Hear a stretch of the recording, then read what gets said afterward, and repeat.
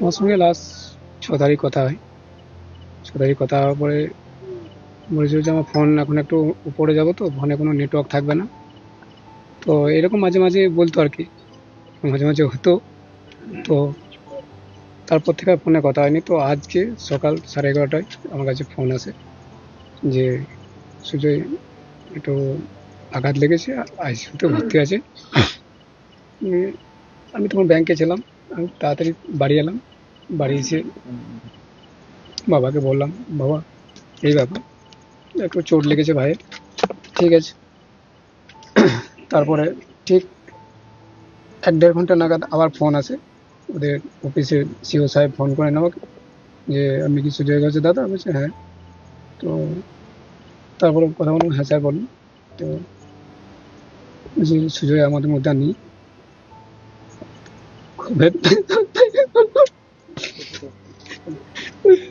শুনে আমার খুব ইয়ে হলো। আমি তো কান্নায় ভেঙে পড়লাম। আমি কোথায় বাবাকে বললাম। বাবাকে বলার পরে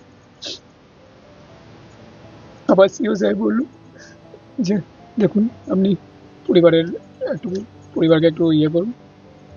আমি নেক্সট আবার ফোন করছি। তারপরে আবার একবার ফোনে কথা হলো, কখন কি আনা হবে, কি হবে না হবে এই ব্যাপারে এইটুকু আমার সাথে কথা হয়েছে।